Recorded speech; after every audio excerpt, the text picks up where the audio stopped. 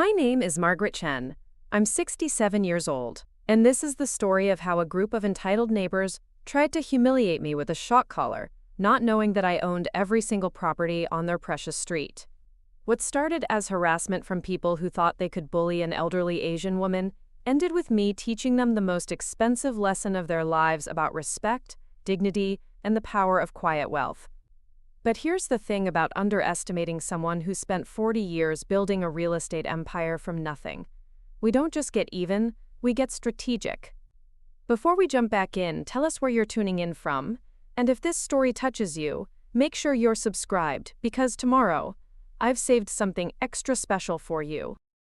The morning everything changed started like any other Tuesday in Willowbrook Heights, the kind of upscale suburban neighborhood where people measure their worth by the square footage of their driveways and the brand of their luxury cars. I was tending to my vegetable garden, the same patch of earth I'd been cultivating for 15 years since moving to 1247 Maple Grove Lane. My tomatoes were coming in beautifully, deep red and heavy on the vine, and I was carefully staking the plants that had grown taller than expected. At 77, I still preferred to do my own gardening.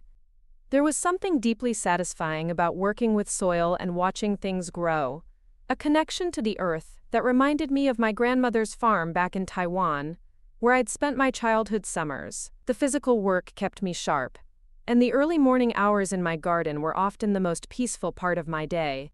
That morning, I was wearing my usual gardening outfit, faded jeans with dirt stains that had become permanent badges of honor, a long-sleeved cotton shirt to protect my arms from the sun, and the wide-brimmed straw hat that had been my companion through countless seasons. My hands were already dirty from transplanting seedlings, and I had that particular kind of contentment that comes from productive physical labor. I was so absorbed in my work that I almost didn't notice the black SUV that pulled into the driveway of the house directly across from mine. Almost.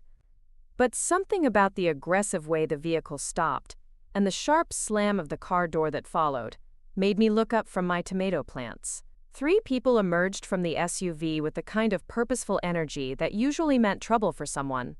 The driver was a tall man in his 40s with perfectly styled blonde hair, and the kind of aggressive jaw that suggested he was used to getting his way through intimidation. He wore khaki pants and a polo shirt that probably cost more than most people spent on groceries in a month, and he carried himself with the swagger of someone who'd never been told no by anyone who mattered. Behind him came a woman who could have been his twin in terms of entitled energy, though her approach to displaying wealth was more subtle. She wore yoga pants that cost more than most people's monthly car payments, and a fitted athletic top that showcased the kind of muscle tone that required both expensive personal training and significant amounts of free time. Her auburn hair was pulled back in a ponytail so perfect it looked like it had been engineered by a team of professionals. The third person was older, maybe in his 60s, but carried himself with the rigid posture of someone who'd spent a career in positions of authority. His gray hair was cut with military precision, and his clothes were pressed with creases so sharp they could have cut paper. Everything about him screamed retired executive who is used to having his opinions treated as gospel truth. They stood in the driveway for a moment, surveying the neighborhood with the calculating expressions of people assessing property values and finding them acceptable. Then the blonde man pointed directly at my house, and all 3 turned to stare at me with the kind of focused attention that made my skin crawl. I continued working with my plants, hoping they were just curious about the neighborhood and would move along to whatever business had brought them to Willowbrook Heights. But instead of leaving, they began walking toward my property line, their expensive shoes clicking against the sidewalk with a rhythm that sounded oddly menacing in the quiet morning air. When they reached the edge of my front yard, they stopped and stood there watching me work. I could feel their eyes on my back, assessing and judging in ways that made me deeply uncomfortable. Finally, the blonde man cleared his throat with the kind of theatrical cough people use when they want to announce their presence without actually saying hello. I straightened up slowly, my back protesting the movement after an hour of bending over plants, and turned to face them with what I hoped was a politely neutral expression.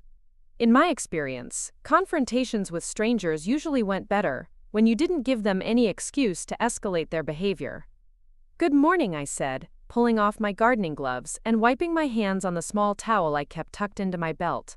"Can I help you with something?" The three exchanged glances with the kind of meaningful looks that suggested they'd already discussed whatever they were planning to say to me. The woman stepped forward slightly, positioning herself as the apparent spokesperson for their group. "We're the new owners of 1248 Maple Grove," she said, gesturing toward the house directly across from mine. Her voice carried the kind of crisp authority that suggested she was used to having her words treated as important announcements. "We just wanted to introduce ourselves to the neighbors and get a sense of the community standards in this area." Community standards. The phrase hung in the air between us like a warning flag, and I felt a familiar knot forming in my stomach. In my experience, when people started talking about community standards in that particular tone of voice, what they really meant was that they'd identified something they wanted to change, and were looking for a polite way to demand compliance. "I'm Margaret Chen," I said, extending my hand in what I hoped would be received as a gesture of neighborly goodwill. "Welcome to the neighborhood. I've been living here for 15 years, and it's generally a very quiet, friendly area." The woman looked at my outstretched hand for a moment before accepting it with the kind of brief, limp handshake that suggested she was doing me a favor by acknowledging my existence. Her palm was soft and cold, the hand of someone who'd never done any kind of manual labor. "I'm Diana Westbrook," she said, releasing my hand as quickly as politeness would allow. "This is my husband, Brad, and our friend Robert Chen. We're all very excited to be part of such a well-maintained community." The irony of sharing a surname with Robert wasn't lost on me, but I didn't comment on it. Chen was a common enough name, and there was no reason to assume any family connection between us. More importantly, I was focused on the way Diana had emphasized the phrase well-maintained, as if she were testing how I would respond to what might have been a compliment or might have been the setup for a criticism. "It really is a lovely area," I agreed, gesturing toward the tree-lined street and the carefully maintained lawns that characterized our neighborhood. "Most of us take a lot of pride in keeping our properties looking nice." Brad stepped forward then, his movement deliberate and slightly aggressive in the way that some men use their physical size to intimidate people they perceive as vulnerable. He was easily 6 inches taller than me, and he positioned himself just slightly too close, invading my personal space in a way that was probably meant to make me feel uncomfortable.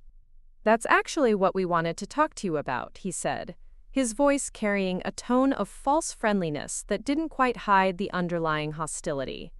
"We've been walking around the neighborhood this morning, getting familiar with the area, and we couldn't help but notice that your property has some—" Preparing and narrating this story took us a lot of time, so if you are enjoying it, subscribe to our channel.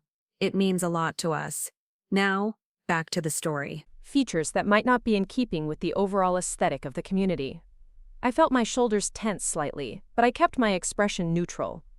After 40 years of dealing with difficult people in business negotiations, I'd learned to control my immediate reactions and wait to see exactly what kind of challenge I was facing before deciding how to respond. "What kind of features?" I asked, though I suspected I already knew what was coming. Robert Chen stepped forward then, his military bearing even more pronounced now that he was taking an active role in the conversation. His gray eyes were cold and calculating as he looked past me toward my backyard, where my vegetable garden occupied a significant portion of the space. "Well, for starters, that vegetable garden of yours is quite extensive," he said, his tone suggesting that extensive was not meant as a compliment. In most upscale residential communities, people maintain their backyards as recreational spaces rather than agricultural operations. It creates a more consistent visual appeal when viewed from neighboring properties. Agricultural operations.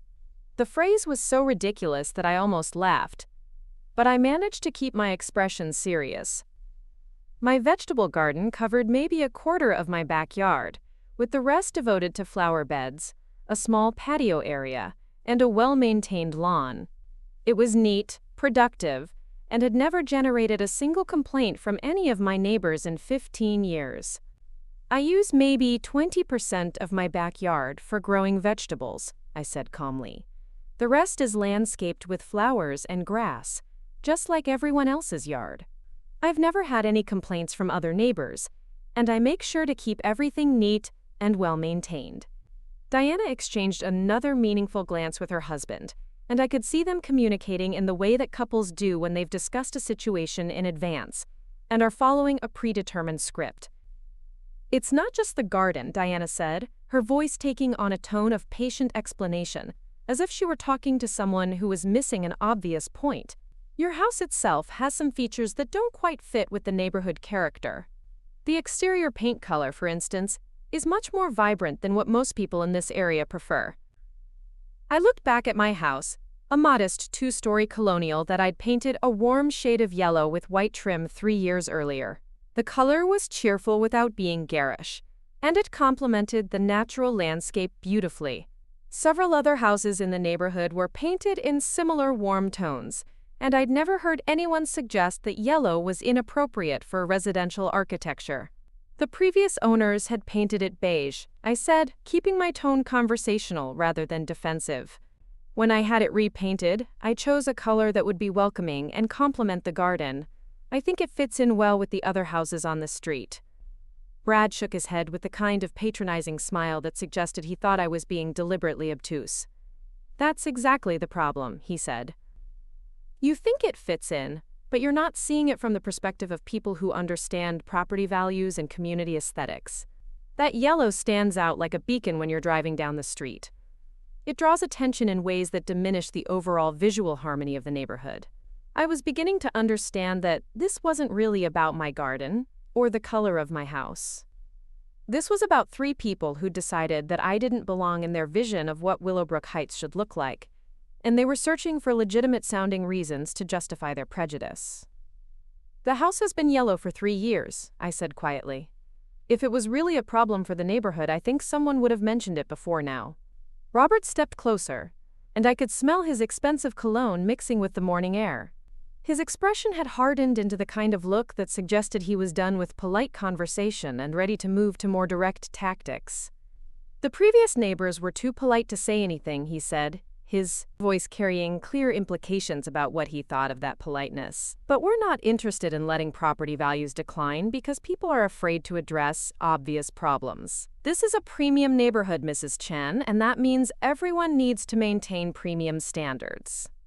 Premium standards. Another phrase that sounded reasonable on the surface but carried much darker implications when you understood the context in which it was being delivered. I'd heard similar language before, usually from people who believed that certain types of people didn't belong in certain types of places. "What exactly are you asking me to do?" I said, deciding it was time to force them to state their demands clearly rather than hiding behind vague implications about community standards and property values. Diana smiled then, but it was the kind of smile that showed too many teeth and carried no warmth whatsoever. "For starters, we think it would be appropriate if you scaled back the vegetable garden significantly. Maybe limit it to a small herb section that wouldn't be visible from the street. And the house really should be repainted in a more neutral color that blends better with the overall neighborhood palette. And if I choose not to make those changes?" I asked, though I suspected I already knew what kind of pressure they were prepared to apply.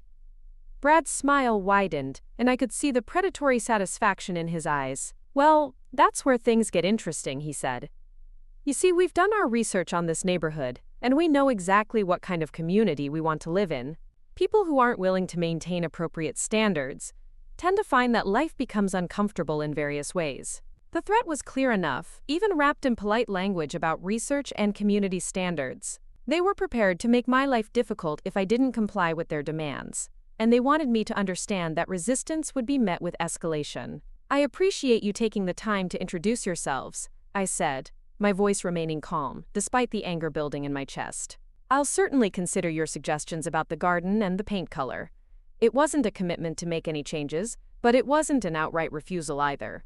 I needed time to think about what kind of people I was dealing with, and what resources they might have access to before deciding how to respond to their intimidation tactics. Diana's expression suggested she recognized my diplomatic non-answer for what it was, but she nodded as if I'd agreed to their demands. "We're so glad you're willing to be reasonable about this," she said. "Most people appreciate having neighbors who care enough to maintain community standards." They turned to leave then, walking back toward their SUV, with the satisfied swagger of people who believed they'd successfully intimidated someone into compliance. But just before reaching their vehicle, Brad turned back and called out one final comment. "Oh, and Mrs. Chen," he said, his voice carrying across the morning air with perfect clarity. "We should probably mention that we're very active in the Willowbrook Heights Homeowners Association. We believe in taking a hands-on approach to community management, so you can expect to see a lot more of us in the coming weeks."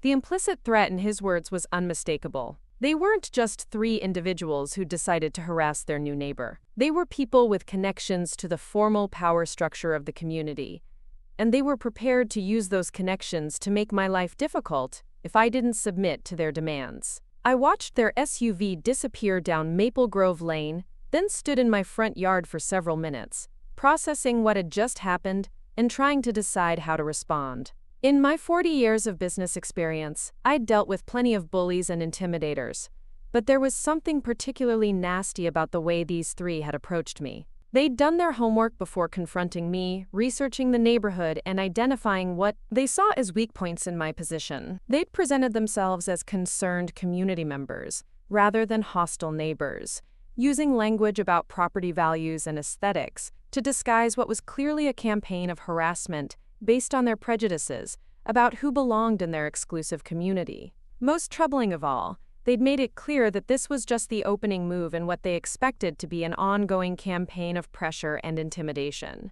The reference to the Homeowners Association suggested they had access to formal mechanisms for making my life difficult, and their confident demeanor indicated they were used to getting their way through these kinds of tactics. I walked back toward my house, my morning gardening session forgotten in the face of this new challenge. Inside, I made a cup of tea and sat at my kitchen table, looking out the window at the vegetables I'd been tending just an hour earlier. The tomatoes looked the same. The garden was just as neat and productive as it had been before my encounter with the Westbrooks and their friend. But something fundamental had changed. For 15 years, I'd lived quietly in this neighborhood, maintaining my property, paying my taxes, and bothering no one. I'd chosen Willowbrook Heights specifically because it seemed like a place where I could enjoy my retirement in peace, tending my garden and enjoying the fruits of 4 decades of hard work in real estate development. But now 3 strangers had decided that my presence was incompatible with their vision of community standards, and they were prepared to use whatever power they had to force me out or make me comply with their demands. They'd looked at an elderly Asian woman tending her vegetable garden and seen someone they could intimidate without consequences. What they didn't know was that the quiet woman they'd just threatened owned not only her own house at 1247 Maple Grove Lane, but also the house they'd just moved into at 1248. In fact, I owned 17 of the 23 properties on Maple Grove Lane, along with significant holdings throughout Willowbrook Heights and 3 adjacent neighborhoods. The Westbrooks had just declared war on their own landlord, though they didn't know it yet, and Margaret Chen, who shared my surname and apparently my business instincts, had just threatened someone who controlled more real estate in this area than he could probably imagine. They'd made a critical error in judgment, assuming that because I was older, quieter, and different from them, I was also powerless. They'd mistaken my preference for peaceful gardening and simple living for weakness and vulnerability. But peaceful and weak were not the same thing, and they were about to learn the difference in the most expensive way possible. I finished my tea and walked to my home office, a small room adjacent to the kitchen that I'd converted into my workspace when I'd started managing my real estate portfolio from home. The walls were lined with filing cabinets containing property deeds, lease agreements, and financial records documenting 40 years of carefully planned investments and acquisitions. Most people who knew me casually had no idea about the scope of my business interests. I'd learned early in my career that being underestimated was often an advantage, particularly for an Asian woman working in a male-dominated industry. While my competitors were busy posturing and displaying their wealth, I was quietly acquiring properties and building the kind of financial foundation that could weather any storm. The house the Westbrooks had just moved into was one of my premium rental properties, a 4-bedroom colonial with updated amenities and high-end finishes that commanded top dollar in the local market. I'd purchased it 8 years earlier when the previous owners were facing foreclosure, renovated it completely, and had been renting it to carefully screened tenants ever since. The current lease was signed by someone named Bradley Westbrook, and according to my property management company, he'd passed all the standard background checks and had provided excellent references from previous landlords. On paper, he appeared to be exactly the kind of responsible tenant that property owners preferred. But apparently, his definition of responsible didn't include treating his neighbors with basic respect and courtesy. And his understanding of community standards didn't include recognizing that intimidation and threats were completely inappropriate ways to resolve disputes about gardening and paint colors. I pulled out the lease agreement and read through the terms carefully, looking for clauses that might be relevant to my current situation. Like all my rental agreements, it contained standard provisions about maintaining peaceful relationships with neighbors and avoiding activities that might disturb other residents or reflect poorly on the property. More importantly, it included a clause that allowed me to terminate the lease with 30 days notice if the tenant engaged in harassment, intimidation, or other antisocial behavior that created problems for the community. The clause had been added after a previous experience with a tenant whose loud parties and aggressive behavior had generated complaints from neighbors.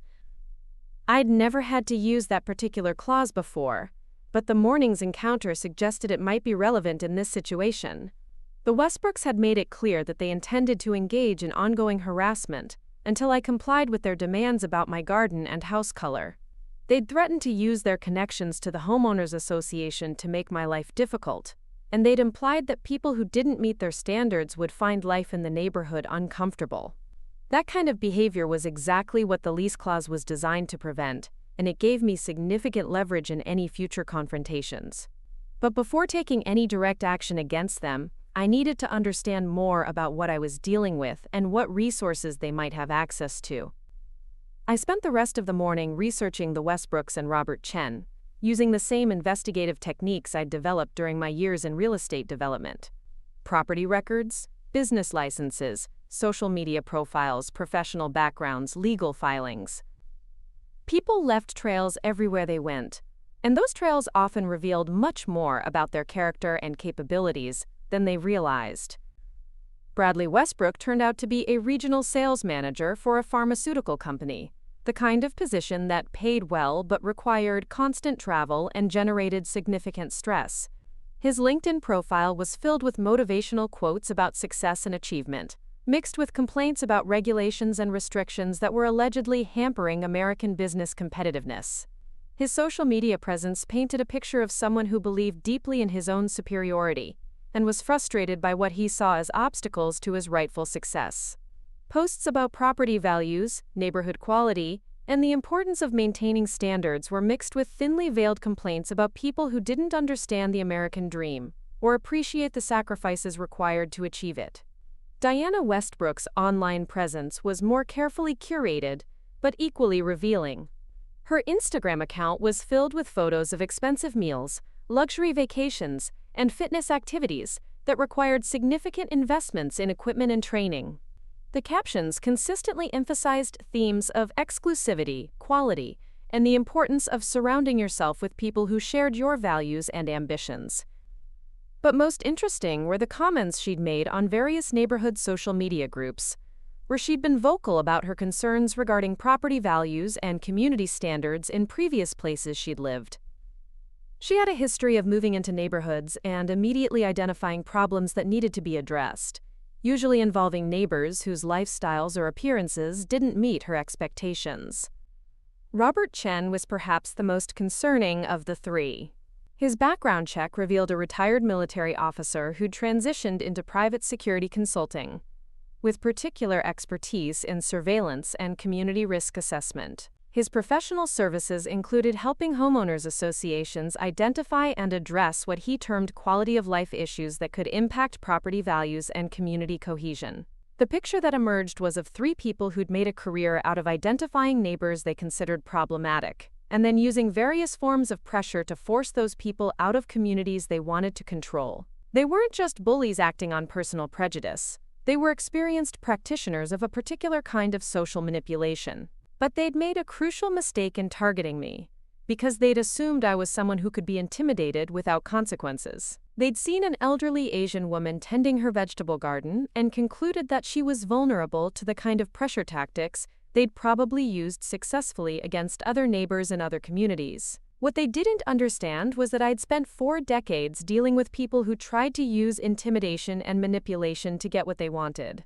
I'd built my business by being smarter, more patient, and more strategic than my competitors, and I'd learned that the best responses to bullying were usually subtle, systematic, and completely devastating. The Westbrooks wanted to play games about community standards and property values, apparently not realizing that I'd been playing those games at a professional level since before they were born. They wanted to use their connections to the Homeowners Association to pressure me into compliance, not knowing that I had relationships throughout the local real estate community that went back decades. Most importantly, they wanted to make me feel unwelcome in my own neighborhood, completely unaware that I owned most of the neighborhood and had the power to make their lives infinitely more difficult than they could ever make mine. But I wasn't going to rush into any immediate confrontation with them.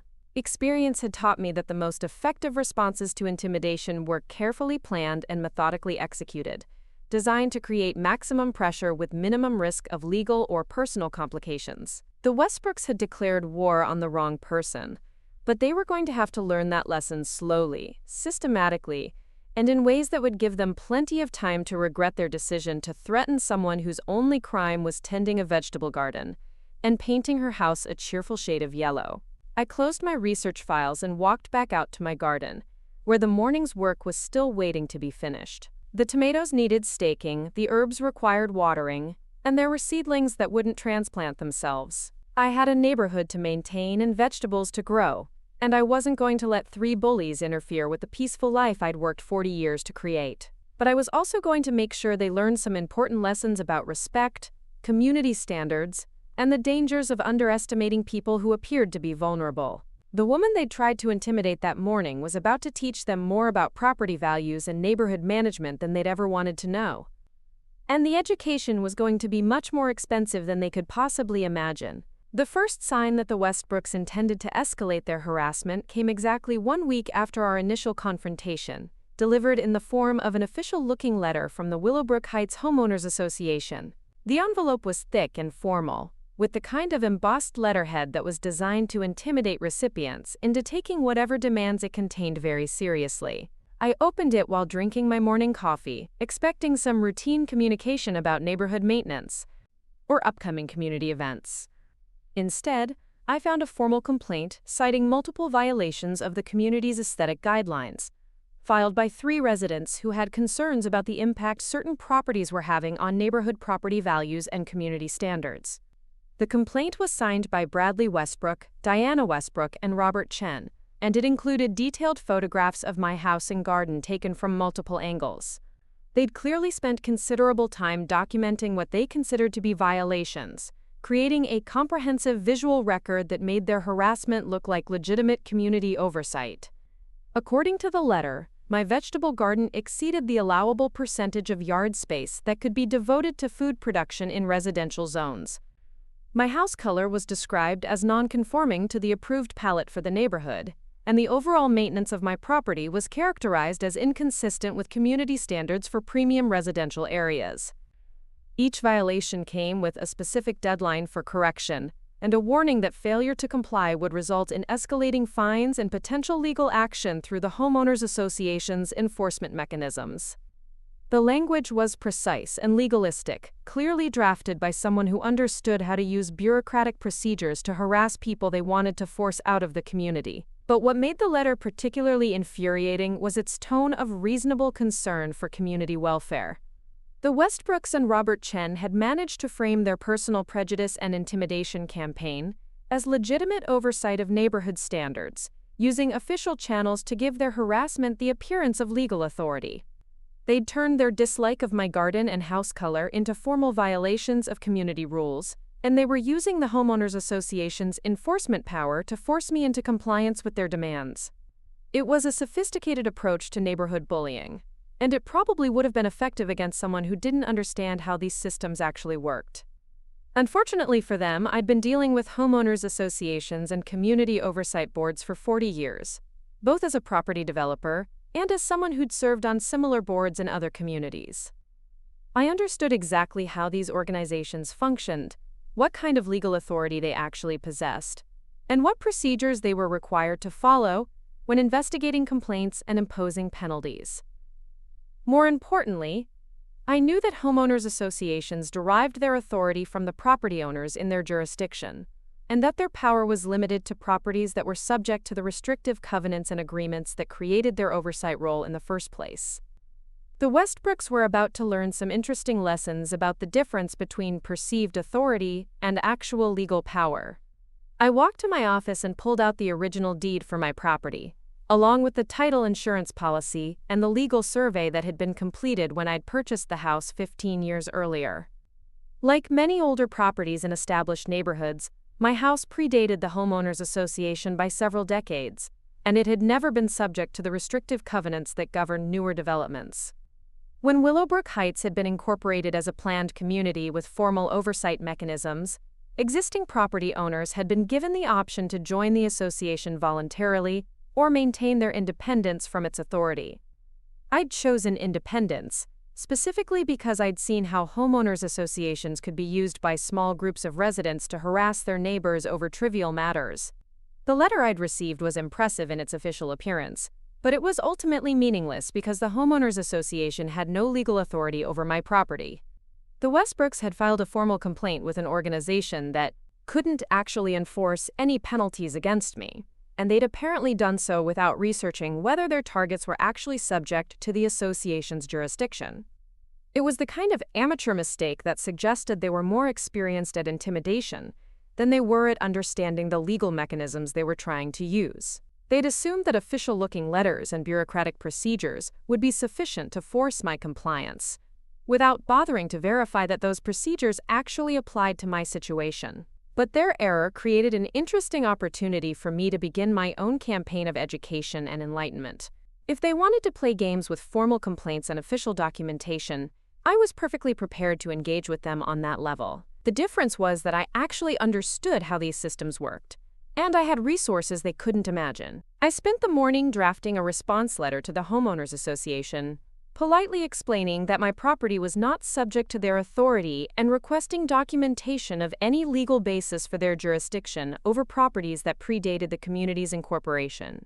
I also requested copies of all complaints filed against my property, along with the specific procedures the association followed when investigating violations and the appeals process available to property owners who disputed their findings. The letter was professional and courteous, but it made clear that I understood my legal rights and was prepared to challenge any overreach of the association's authority. More importantly, it created a paper trail documenting the harassment I was receiving and establishing that I was responding to their intimidation in an appropriate and lawful manner. I sent copies of my response to the Homeowners Association's legal counsel, their property management company, and the local municipal office that oversaw community governance issues. By involving multiple parties in the documentation process, I was ensuring that any future escalation would be closely scrutinized by people who understood the legal limitations on homeowners association authority. But my formal response was just the beginning of a much more comprehensive strategy for dealing with the Westbrooks and their friend. They'd made the mistake of using official channels to harass me, which meant I was now justified in using official channels to investigate and respond to their behavior. And my official channels were much more extensive than theirs. I called Patricia Huang, my property management company's director, and asked her to prepare a comprehensive report on the rental history and current status of all my properties in Willowbrook Heights. I wanted detailed information about tenant compliance with lease terms, property maintenance issues, and any complaints or problems that had been reported by neighbors or community organizations. Patricia had been managing my properties for 8 years, and she understood that when I requested comprehensive reports, it usually meant I was dealing with a situation that required careful documentation and strategic planning. She promised to have the information ready within 2 business days, along with copies of all lease agreements and correspondence related to my properties in the area. My next call was to James Liu, the real estate attorney who'd been handling my legal affairs since I'd started my investment business. James specialized in property law and community governance issues, and he'd helped me navigate dozens of disputes involving homeowners associations, municipal authorities, and problem tenants over the years. I need you to research the legal status of the Willowbrook Heights Homeowners Association, I told him, explaining the situation with the Westbrooks and the complaint they'd filed. Specifically, I want to understand their authority over pre-existing properties, their procedures for investigating violations, and any limitations on their enforcement powers. James was immediately interested in the case, partly because homeowners association overreach was one of his professional specialties, but also because he'd seen similar patterns of harassment in other upscale communities, where small groups of residents used official procedures to target neighbors they wanted to force out. "This sounds like a classic case of HOA authority creep," he said. "Some associations start believing they have more power than they actually possess, especially when they're dealing with property owners who don't understand their rights. But if your property predates their incorporation and you never voluntarily joined, they're going to have a very difficult time establishing any legitimate authority over your land use decisions." He promised to have a preliminary legal analysis ready within a week, along with recommendations for protecting my interests and potentially pursuing action against the association if their harassment continued. More importantly, he offered to contact the association's legal counsel directly to clarify their understanding of their own authority and suggest that continued overreach could result in legal liability for the organization. My third call was to Michael Torres, a private investigator who'd helped me research problem tenants and potential business partners in the past. Michael specialized in background investigations and surveillance, and he had particular expertise in documenting harassment and intimidation campaigns. "I need comprehensive background reports on 3 individuals," I told him, providing the names and addresses of the Westbrooks and Margaret Chen. "I'm particularly interested in their employment history, financial situation, legal problems, and any pattern of similar behavior in previous communities where they've lived." Michael understood immediately that I was dealing with people who were trying to use intimidation tactics against me, and he was eager to help document their behavior and identify any vulnerabilities in their positions. He'd seen similar cases before, and he knew that people who engaged in neighborhood harassment often had histories of similar behavior that could be used to establish patterns and predict their likely future actions. "I'll have preliminary reports ready in 3 days," he promised. "And if you need surveillance or documentation of ongoing harassment, I can set up systems to monitor their activities and create evidence that would be useful if legal action becomes necessary." With these professionals working on various aspects of my situation, I turned my attention to the most sensitive part of my strategy, which involved the Westbrooks' status as tenants in one of my rental properties. They had no idea they were harassing their own landlord, and I needed to decide how to use that information most effectively. The lease they'd signed included standard clauses about maintaining peaceful relationships with neighbors and avoiding behavior that might disturb other residents or reflect poorly on the property. Their formal complaint against me could potentially be considered a violation of those terms, especially since they'd made it clear that their harassment was just the beginning of an ongoing campaign to force me out of the neighborhood. But I didn't want to reveal my ownership of their property until I understood more about their resources and intentions. If they knew I was their landlord, they might escalate their harassment or try to find ways to damage the property before I could take action against them. Better to let them continue thinking I was a vulnerable elderly neighbor while I gathered information and prepared a comprehensive response to their intimidation campaign. The first piece of useful intelligence came from Patricia's property management report, which revealed some interesting details about the Westbrooks' rental history and current financial situation. They'd moved to Willowbrook Heights from a community in the next county, where they'd left after what their previous landlord diplomatically described as conflicts with neighbors over community standards and property maintenance issues. The previous landlord had been happy to see them leave and had provided a positive reference, mainly because he wanted to avoid any complications that might have prevented them from securing alternative housing. Reading between the lines, it was clear that the Westbrooks had a history of creating problems in residential communities and then moving on when their behavior became unsustainable. More concerning was their current financial situation, which showed signs of significant strain despite their apparent affluence and expensive lifestyle. Bradley's income as a pharmaceutical sales manager was substantial, but it was also variable and dependent on performance metrics that had been declining over the past 2 years. Diana's income was sporadic and came primarily from freelance consulting work that provided no reliable financial foundation. Their credit history showed multiple late payments, maxed-out credit cards, and a pattern of financial management that suggested they were living significantly beyond their means. The expensive cars, luxury vacations, and premium lifestyle they displayed on social media were apparently financed through debt rather than sustainable income. Most interestingly, they'd been late with their rent payment twice in the 4 months since moving to Willowbrook Heights, and they'd requested an extension on their security deposit that suggested they were having cash flow problems despite their outward appearance of financial success. The picture that emerged was of people who were under significant financial pressure and were using aggressive behavior toward neighbors as a way to maintain some sense of control and superiority in their lives. They couldn't control their debt problems or employment instability, but they could try to control their environment by forcing other residents to comply with their demands about gardens and house colors. It was a pattern I'd seen before in other communities, where people who were struggling financially would focus their frustration on neighbors who appeared vulnerable, using harassment and intimidation to feel powerful in situations where they actually had very little control over their own circumstances. The second piece of useful intelligence came from Michael Torres's preliminary background investigation, which revealed that Robert Chen had a much more problematic history than his professional credentials suggested. While his military service record was exemplary, his transition to civilian consulting work had been marked by several incidents that raised serious questions about his judgment and professional ethics. He'd been terminated from 2 previous consulting positions after clients complained about his aggressive approach to community management and his tendency to escalate minor disputes into major confrontations. One former client had filed a formal complaint alleging that Robert had exceeded his authority and engaged in harassment of residents who questioned his recommendations. More troubling were the records Michael had found of civil lawsuits filed against Robert by former clients and community members who alleged that his security consulting work had crossed the line into intimidation and invasion of privacy. While none of the lawsuits had resulted in significant judgments against him, the pattern suggested someone who routinely used his professional expertise to justify personal vendettas against people he didn't like.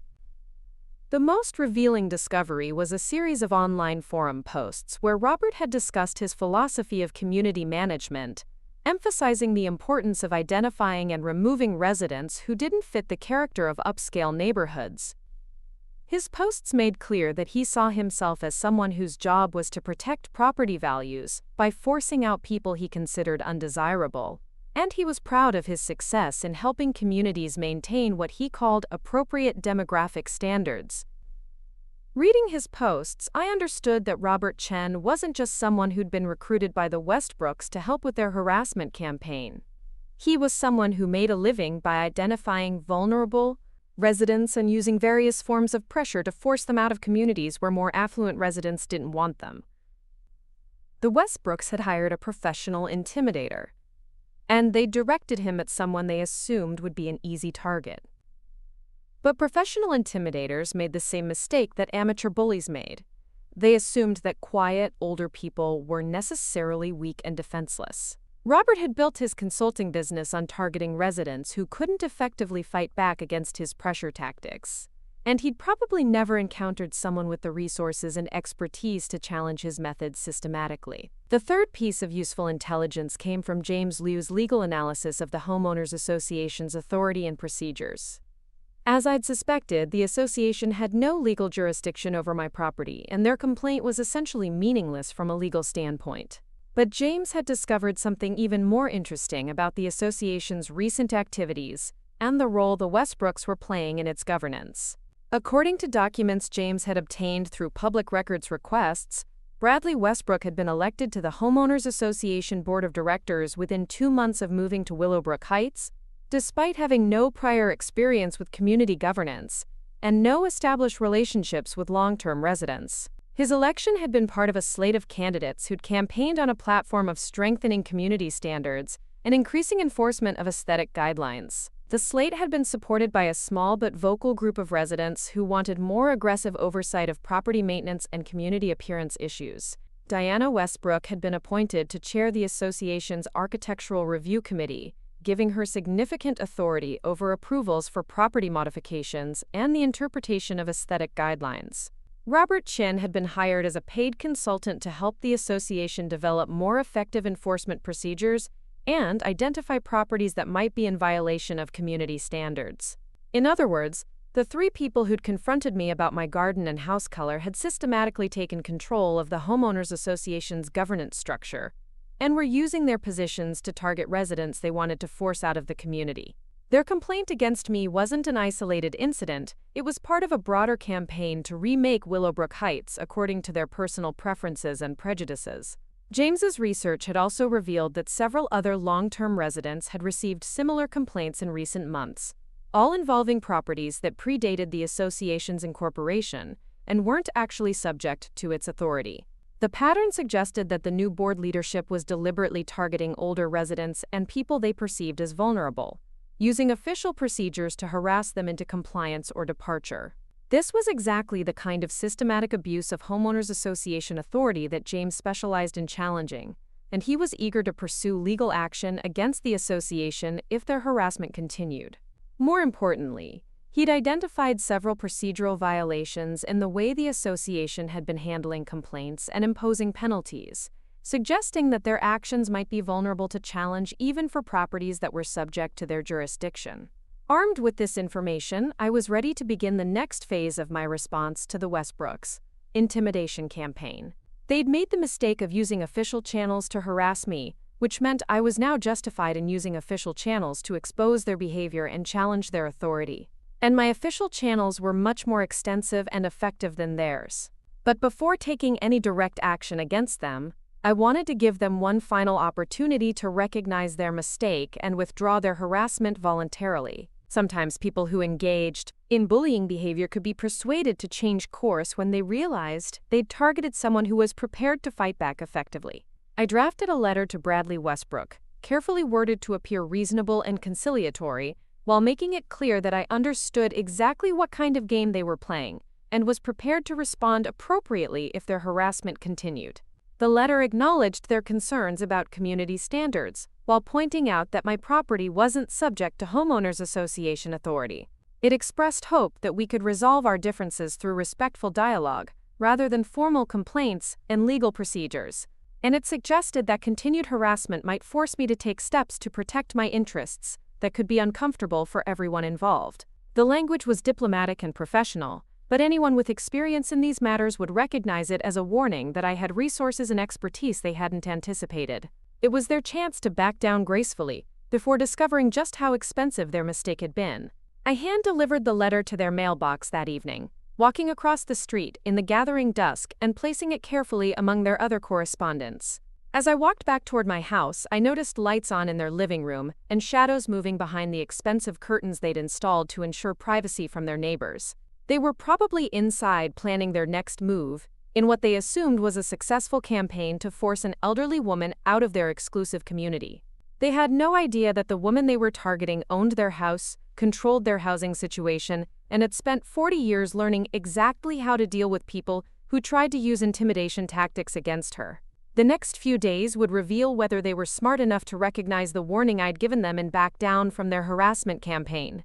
If they were, we might be able to coexist peacefully as landlord and tenants, with them paying their rent on time and treating their neighbors with appropriate respect. But if they chose to escalate their intimidation tactics, they were going to discover that the quiet woman tending her vegetable garden was actually someone who could make their lives infinitely more complicated than they'd ever made hers. And the education was going to be much more expensive than they could possibly afford on a pharmaceutical salesman's commission and whatever Diana made from her sporadic consulting work. The woman they'd tried to intimidate with shock collar treatment was about to show them what real power looked like when it was applied systematically, legally, and with the kind of precision that only came from 40 years of experience dealing with people who mistake kindness for weakness. 3 days after I'd delivered my warning letter, I received my answer in the form of another official communication from the Homeowners Association. This time, the letter was even thicker and more intimidating than the first, with additional documentation and photographs that made it clear the Westbrooks had no intention of backing down from their harassment campaign. The new complaint included additional violations they claimed to have discovered during their continued surveillance of my property. They'd photographed my morning gardening routine, documenting what they described as commercial-scale agricultural activity that violated residential zoning restrictions. They'd measured my vegetable beds and claimed they exceeded the square footage limitations for food production in residential areas. Most offensively, they'd included photographs taken with telephoto lenses that showed the interior of my house through windows they claimed were inappropriately positioned for the neighborhood's architectural standards. The invasion of privacy was shocking in its boldness, and it made clear that they viewed me as someone who had no right to basic dignity or respect in her own home. The letter also included a formal demand that I appear before the Homeowners Association Board at their next monthly meeting to explain my refusal to comply with their previous violations notice. The language was imperious and threatening, suggesting that failure to appear would result in additional penalties and potential legal action against my property. Reading the letter, I realized that the Westbrooks and Margaret Chen had interpreted my diplomatic warning as a sign of weakness, rather than an offer to resolve our differences peacefully. They'd chosen to escalate their harassment, rather than recognizing that they'd targeted someone who was prepared to fight back effectively. It was a critical miscalculation on their part, and it meant that my response would now need to be much more direct and comprehensive than I'd originally planned. They'd rejected the opportunity to back down gracefully, which meant they were going to have to learn their lesson the hard way. I walked to my office and began making the phone calls that would initiate the most systematic and devastating response to neighborhood harassment that Willowbrook Heights had ever witnessed. The Westbrooks wanted to play games about property rights and community standards, apparently not realizing that I'd been playing those games at a professional level since before they were born. The first call was to Patricia Huang, at my property management company. Patricia, I need you to initiate formal lease violation procedures against the tenants at 1248 Maple Grove Lane, I said. They've been engaging in harassment of neighbors and invasion of privacy that violates the peaceful enjoyment clauses in their rental agreement. I explained the situation with the photographs and surveillance, providing Patricia with copies of all the documentation the Westbrooks had generated in their harassment campaign. The evidence they'd created to support their complaints against me would now be used as proof of their violation of their own lease terms. Patricia reviewed the materials and immediately agreed that the tenants' behavior constituted grounds for lease termination. The photographing of neighbors and invasion of privacy were clear violations of the community standards clauses that were standard in all my rental agreements. I'll begin the formal notice procedures immediately, she said. Given the documentation you've provided, we should be able to initiate eviction proceedings within 30 days if they don't cease their harassment activities voluntarily. My second call was to James Liu, who was delighted to hear that the Homeowners Association had provided additional evidence of their authority overreach and harassment campaign. The demand that I appear before their board was particularly useful because it demonstrated that they were continuing to assert jurisdiction over my property despite having no legal basis for their authority. This is exactly what we need to pursue action against the association, James said. They're clearly exceeding their legal authority and using official procedures to harass a property owner who isn't subject to their jurisdiction. I can file for an injunction to prevent further harassment and seek damages for the invasion of privacy and intentional infliction of emotional distress. He promised to have legal papers ready within a week, including both defensive measures to stop the association's harassment and offensive actions to hold them accountable for their abuse of authority. The case was strong enough that he expected to achieve a quick resolution, with the association being forced to cease their harassment and potentially pay damages for their misconduct. My third call was to Michael Torres, who'd been continuing his investigation into the Westbrooks' background and current activities. The new information about their surveillance and photography was particularly concerning, and Michael offered to document their activities to create evidence that could be used in both the eviction proceedings and the legal action against the Homeowners Association. They're making this very easy for us, Michael said.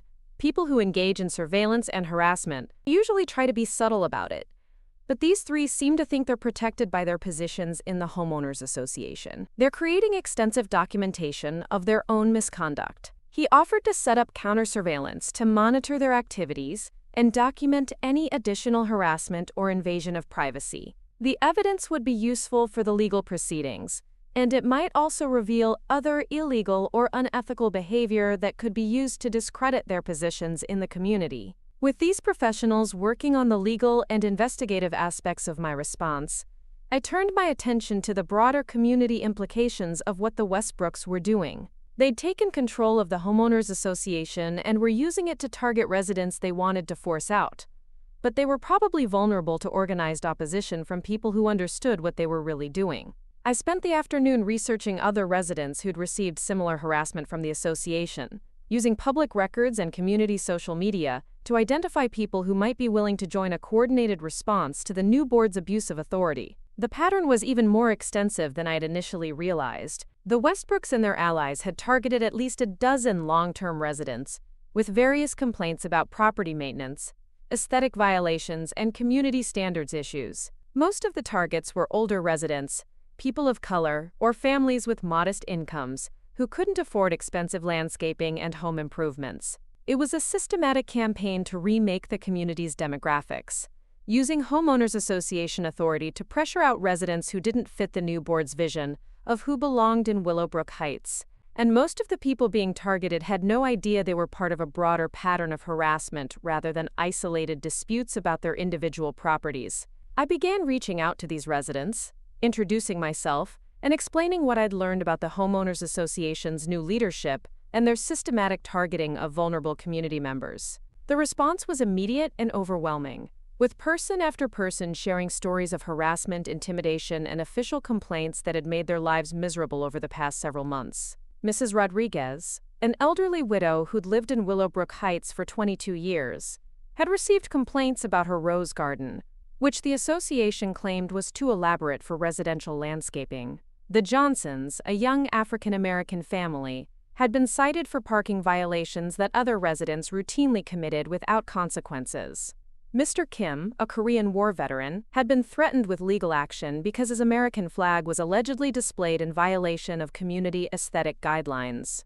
Each story followed the same pattern: official complaints about trivial issues, demands for expensive corrections, threats of legal action, and a general campaign of harassment designed to make life so uncomfortable that residents would choose to leave rather than continue fighting. And in each case, the residents had felt isolated and powerless, unaware that they were part of a systematic campaign rather than individual disputes. But now they knew they weren't alone, and they were eager to coordinate a response to the harassment they'd been enduring. Within 2 days, I'd organized a group of 15 residents who were committed to challenging the Homeowners Association's abuse of authority and holding the new board accountable for their misconduct. We scheduled a meeting for the following weekend, to be held in my living room, where we could coordinate our legal strategies and plan a systematic response to the harassment campaign. James Liu would attend to explain our legal options, and Michael Torres would provide documentation of the surveillance and intimidation tactics that were being used against multiple residents. But the most satisfying part of my planning was the surprise I was preparing for the Westbrooks themselves. They'd spent weeks photographing my garden, measuring my vegetable beds, and documenting what they claimed were violations of community standards. They'd invaded my privacy, harassed me with official complaints, and demanded that I appear before their board to defend my right to paint my house yellow and grow tomatoes in my backyard. What they didn't know was that their own housing situation was about to become much more precarious than mine had ever been. The lease violation notice would arrive the same day as our community meeting, informing them that their landlord was terminating their tenancy due to their harassment of neighbors and violation of community standards clauses in their rental agreement. They'd been so focused on trying to force me out of the neighborhood that they'd never bothered to research who actually controlled their own ability to stay. The woman they'd been systematically harassing and intimidating was the same woman who could force them to pack up their expensive furniture and find somewhere else to live. And when they tried to figure out why their landlord was evicting them, they'd discover that their harassment campaign had been directed against the very person they depended on for their housing security. The shock collar they'd been trying to put around my neck was about to become a noose around their own financial stability. The irony was perfect, and the justice was exactly what they'd earned through their systematic cruelty and harassment. They'd tried to shock me into submission, but they were about to discover what real shock felt like when applied by someone who actually understood how power worked in residential communities. The morning I decided to end the Westbrooks, reign of terror began with the most beautiful sunrise I'd seen in months. Golden light streamed across my vegetable garden, illuminating the tomato plants that had become the center of so much controversy, and casting long shadows across the yellow house that had somehow offended 3 people's sensibilities so deeply that they dedicated their lives to making mine miserable. I was watering my herbs when I saw the certified mail truck pull up to 1248 Maple Grove Lane, carrying the lease violation notice that would begin the final chapter of this neighborhood drama. Patricia had done excellent work preparing the documentation, and the legal language was precise and unforgiving. The Westbrooks had 30 days to cease their harassment activities or face immediate eviction proceedings. From my garden, I could see Bradley Westbrook emerge from his house in his expensive bathrobe to sign for the letter, his face displaying the kind of casual arrogance that suggested he assumed it was probably some routine administrative communication from his landlord. He had no idea that the document he was holding would destroy the comfortable life he'd built on intimidating his neighbors. I finished my morning gardening and went inside to prepare for what would be the most satisfying day I'd experienced in years. The community meeting was scheduled for that afternoon, and 15 residents who'd been targeted by the Homeowners Association's harassment campaign would be gathering in my living room to coordinate our response to the systematic abuse we'd been enduring. James Liu had prepared a comprehensive legal strategy that would not only stop the harassment, but would likely result in the complete restructuring of the Homeowners Association's leadership. Michael Torres had documented patterns of surveillance and intimidation that would provide compelling evidence for both criminal and civil proceedings against the people responsible.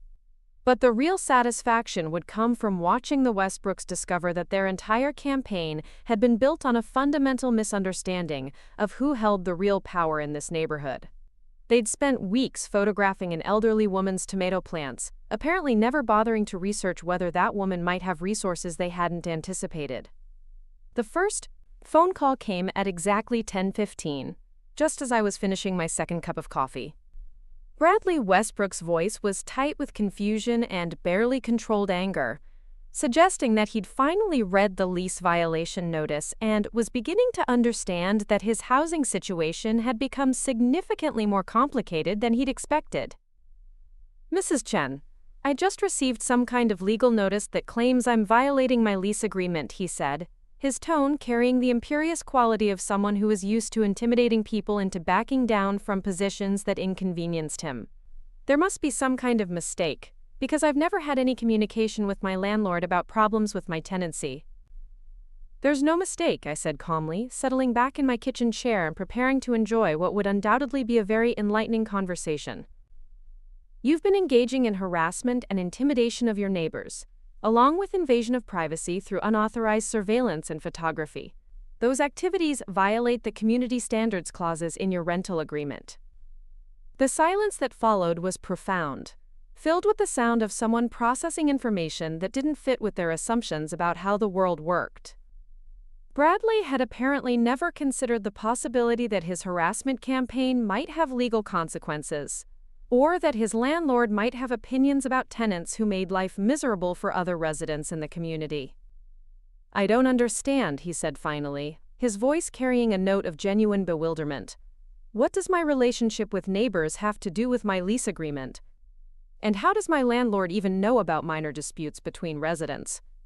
"Minor disputes," I repeated, allowing a note of steel to enter my voice. "Mr. Westbrook, you and your wife have spent weeks photographing my property with telephoto lenses, filing false complaints with organizations that have no authority over my land, and engaging in systematic harassment designed to force me out of my home. Those aren't minor disputes, they're violations of both your lease agreement and potentially several criminal statutes." The quality of his breathing changed, and I could almost hear him beginning to realize that he'd made some kind of serious miscalculation. His voice, when he spoke again, carried the first hints of the panic that would soon overwhelm his carefully constructed sense of superiority.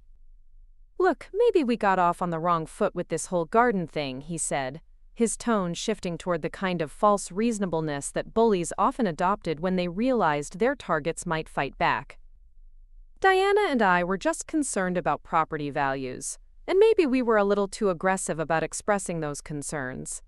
But surely that's not grounds for eviction." "The garden thing," I said, my voice remaining calm despite the anger building in my chest. "Mr. Westbrook, you demanded that I dig up vegetables I've been growing for 15 years. You filed formal complaints claiming I was violating community standards when you had no legal basis for those complaints. You photographed the interior of my house through my windows and demanded that I repaint it to suit your aesthetic preferences. And you threatened to use your positions in the homeowners association to make my life uncomfortable until I complied with your demands. Each accusation was met with silence, and I could sense that Bradley was finally beginning to understand the scope of what he'd done and the legal jeopardy he'd created for himself and his family. The confident neighborhood enforcer was being confronted with the reality that his harassment campaign had been directed against someone who understood exactly how to use the legal system to protect herself. "This is all a misunderstanding," he said desperately. "We're reasonable people, and I'm sure we can work out some kind of arrangement that addresses everyone's concerns. Maybe we could sit down and discuss this like adults, instead of involving lawyers and eviction notices." The time for discussion was 3 weeks ago when I delivered a letter suggesting we resolve our differences through respectful dialogue, I said firmly. You chose to respond by escalating your harassment and filing additional complaints with more invasive surveillance of my private property. You rejected the opportunity to behave like adults, so now we're resolving this through the legal mechanisms you forced me to use. There was another long pause, and when Bradley spoke again, his voice carried the kind of desperation that suggested he was finally beginning to understand the magnitude of his mistake. "Who are you?" he asked, the question carrying implications that went far beyond simple curiosity about my identity. "What kind of resources do you have? How are you able to do this to us?" The questions revealed the core of his confusion. Bradley Westbrook had looked at an elderly Asian woman tending her vegetable garden and seen someone who could be intimidated without consequences. He'd never considered the possibility that quiet, older people might have resources and expertise that weren't immediately visible to casual observers. "I'm someone who spent 40 years learning how power actually works in residential communities," I said simply. "I'm someone who understands the difference between official authority and real influence. And I'm someone who doesn't respond well to harassment and intimidation from people who assume that age and ethnicity make someone vulnerable to their pressure tactics." The conversation ended shortly after that, with Bradley hanging up without any kind of polite farewell. I imagined him sitting in his expensive kitchen, staring at the lease violation notice, and trying to figure out how his simple campaign to force an elderly neighbor to dig up her garden had escalated into a threat to his family's housing security. The second phone call came 20 minutes later, this time from Diana Westbrook. Her voice carried a different quality than her husband's, more calculating and manipulative, suggesting that she'd spent the intervening time developing a strategy for dealing with what she probably saw as a temporary setback in their harassment campaign.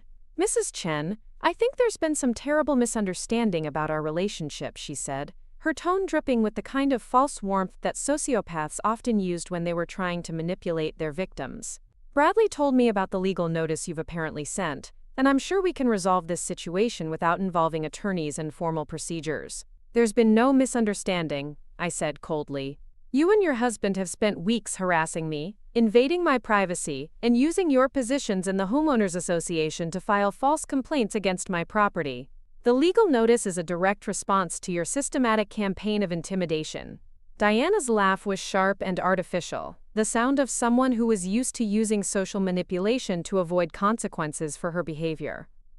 "Oh, Mrs. Chen, I think you're taking our concerns about community standards much too personally. We're not trying to harass anyone, we're just trying to maintain the property values that make this such a desirable neighborhood. By photographing my house through telephoto lenses and demanding that I appear before your board to defend my right to grow tomatoes in my own backyard," I said, my patience finally beginning to fray. "Mrs. Westbrook, let me be very clear about something. I've been living in this neighborhood for 15 years, maintaining my property, paying my taxes, and bothering no one. You've been here for 4 months, and you've spent that entire time trying to force your neighbors to conform to your personal preferences." There was a pause, and when Diana spoke again, her voice had lost some of its artificial warmth and was beginning to reveal the calculation and malice that had been driving her behavior from the beginning. "Look, maybe we need to approach this differently," she said. "What would it take to make this legal problem go away? Are you looking for some kind of financial settlement, or are there changes we could make to our behavior that would address your concerns?" The offer of a financial settlement was revealing, suggesting that Diana assumed everyone had a price, and that money could solve any problem created by bad behavior. It was the kind of thinking that probably worked with people who were genuinely vulnerable to economic pressure, but it demonstrated a fundamental misunderstanding of who she was dealing with. Mrs. Westbrook, the only thing that will make this legal problem go away is your immediate cessation of all harassment activities and your compliance with the community standards clauses in your lease agreement, I said firmly. There is no financial settlement that would compensate for weeks of systematic intimidation and invasion of privacy. Our lease agreement, she repeated slowly, and I could hear the wheels turning in her head as she tried to process the implications of what I'd said. Wait, are you saying that you're our landlord, that you own our house? The moment of realization was everything I'd hoped it would be. I could hear the shock in her voice as the pieces finally clicked into place. And she understood that her entire harassment campaign had been directed against the very person who controlled her family's housing security. Yes, Mrs. Westbrook, I said, allowing satisfaction to color my tone for the first time in our conversation. I own 1248 Maple Grove Lane, along with 16 other properties in this neighborhood. You've been harassing your own landlord for the past month, demanding that I dig up my garden and repaint my house to suit your aesthetic preferences. The silence that followed was absolute, the kind of quiet that settles over a life when all the familiar landmarks have suddenly disappeared. Diana Westbrook had built her sense of power and control on the assumption that she was dealing with a vulnerable elderly neighbor who could be intimidated into compliance with her demands. Instead, she'd discovered that she was completely dependent on that neighbor for her family's housing, and that her harassment campaign had created grounds for immediate eviction from the premium rental property that had been the foundation of her pretentious lifestyle. You can't evict us for having opinions about neighborhood aesthetics, she said finally, her voice carrying the kind of desperate defiance that people often displayed when they realized they'd made catastrophic mistakes but weren't ready to accept responsibility for the consequences. I'm not evicting you for having opinions, I said calmly. I'm evicting you for harassing your neighbors, invading their privacy through unauthorized surveillance, and filing false complaints with organizations that have no authority over their properties. Your lease agreement specifically prohibits behavior that disturbs other residents or reflects poorly on the property. The conversation deteriorated rapidly after that, with Diana alternating between threats, pleas, and attempts at manipulation that revealed the full scope of her desperation.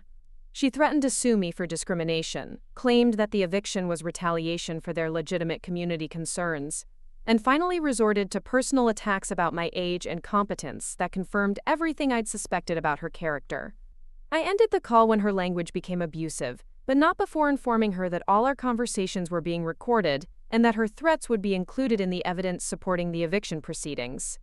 The woman who'd spent weeks trying to humiliate me had just provided additional documentation of her unsuitability as a tenant in any civilized community. The community meeting that afternoon was everything I'd hoped it would be, and more. 15 residents gathered in my living room, sharing stories of harassment and intimidation that painted a comprehensive picture of systematic abuse by the Homeowners Association's new leadership. Mrs. Rodriguez brought photographs of the letters she'd received about her rose garden, along with documentation showing that identical gardens in other parts of the neighborhood had never been cited for violations. The Johnsons had compiled evidence of selective enforcement regarding parking regulations, showing that they'd been targeted for violations that other residents committed routinely without consequences. Mr. Kim had researched the history of the flag display guidelines and discovered that they'd been changed specifically to target his patriotic decorations, despite the fact that his flag display was consistent with federal guidelines for residential areas. Every story followed the same pattern of official harassment targeting residents who didn't fit the new board's demographic preferences. James Liu presented our legal strategy, which involved both defensive measures to protect individual residents and offensive actions to challenge the Homeowners Association's authority and hold them accountable for their abuse of power. The case was strong enough that he expected to achieve complete victory, with the association being forced to cease all harassment activities and potentially pay significant damages to the residents who'd been targeted. Michael Torres showed surveillance footage and photographs documenting the systematic campaign of intimidation that had been directed against multiple residents. The evidence was comprehensive and damning, showing a pattern of behavior that went far beyond legitimate community oversight and crossed the line into criminal harassment and stalking. But the most satisfying moment came when I explained my relationship to the Westbrooks and their current housing situation. The room erupted in laughter and applause as people realized that the primary architects of the harassment campaign had been targeting their own landlord, and that their behavior had created grounds for immediate eviction from the neighborhood they'd been trying to control. It was the kind of poetic justice that everyone could appreciate, and it demonstrated that people who engaged in systematic bullying often created the conditions for their own downfall. The Westbrooks had been so focused on trying to force me out of the neighborhood that they'd never bothered to research who actually controlled their ability to stay. Over the next week, the situation escalated rapidly as the various legal and administrative mechanisms I'd set in motion began to produce results. The Homeowners Association's legal counsel advised them to cease all enforcement activities pending a comprehensive review of their authority and procedures, effectively ending their harassment campaign against targeted residents. The county prosecutor's office opened an investigation into the surveillance and stalking activities that had been documented by Michael Torres, and several residents filed civil lawsuits seeking damages for the harassment they'd endured. The systematic nature of the abuse made it impossible for the association to dismiss the incidents as isolated disputes between neighbors. Most satisfying of all was watching the Westbrooks try to navigate the legal and financial crisis they'd created for themselves. They hired an attorney to challenge the eviction, but their case was hopeless given the documented evidence of their harassment and the clear language in their lease agreement about maintaining peaceful relationships with neighbors. They tried to find alternative housing in similar communities, but their credit history and the pending legal proceedings made it difficult to qualify for premium rental properties. The expensive lifestyle they'd maintained through debt and manipulation was becoming unsustainable, as their income was consumed by legal fees and the costs of searching for new housing. Most importantly, they were learning that their assumptions about power and vulnerability had been completely wrong. They'd looked at an elderly woman tending her vegetable garden and seen someone they could intimidate without consequences, never realizing that quiet competence often masked resources and expertise that weren't immediately visible to casual observers. The final confrontation came on a Tuesday morning in late November, exactly 2 months after their first visit to my garden. I was planting bulbs for spring flowers when I saw the moving truck pull into their driveway, followed by their black SUV, loaded with suitcases and personal belongings. Bradley and Diana Westbrook emerged from their vehicle looking haggard and defeated, their expensive clothes wrinkled, and their faces showing the strain of weeks spent trying to undo the consequences of their harassment campaign. The confident neighborhood enforcers had been reduced to people scrambling to salvage what they could from the life they'd destroyed through their own arrogance and cruelty. Margaret Chen was conspicuously absent from their departure, having been terminated from his consulting contract with the Homeowners Association, and facing his own legal problems related to the surveillance and stalking activities he'd conducted on behalf of his clients. The professional intimidator had discovered that his tactics worked only against people who lacked the resources to fight back effectively. As the movers loaded their expensive furniture into the truck, Diana walked across the street toward my garden. I continued planting my bulbs, curious to see what she might say now that her campaign to force me out of the neighborhood had collapsed so completely. She stood at the edge of my property for several minutes, apparently trying to find words for a situation that had no precedent in her experience. Finally, she spoke in a voice that was barely above a whisper, drained of all the confidence and superiority that had characterized her previous communications. "I want you to know that we never intended for things to get this out of hand," she said, her tone carrying what might have been genuine regret or might have been calculated manipulation designed to generate sympathy. "We were just trying to maintain community standards, and maybe we were too aggressive about expressing our concerns." I straightened up slowly, my back protesting after an hour of planting, and looked directly at her with the kind of steady gaze that had intimidated much more formidable opponents during my years in business. "Mrs. Westbrook, you spent 2 months systematically harassing me, invading my privacy, and trying to force me out of my home because you didn't like the color of my house and the vegetables I grew in my own backyard," I said calmly. You used your positions in the homeowners association to file false complaints against me and other residents you considered undesirable. And you did all of this while living in a house I owned, apparently never bothering to research who you were attacking. She flinched at each accusation, and I could see that she finally understood the full scope of what she'd done and the irreversible consequences her behavior had created for her family. That kind of systematic cruelty doesn't happen by accident, I continued. It requires planning, coordination, and a fundamental belief that certain types of people don't deserve basic respect and dignity. You didn't just cross a line, Mrs. Westbrook. You revealed who you really are as a person.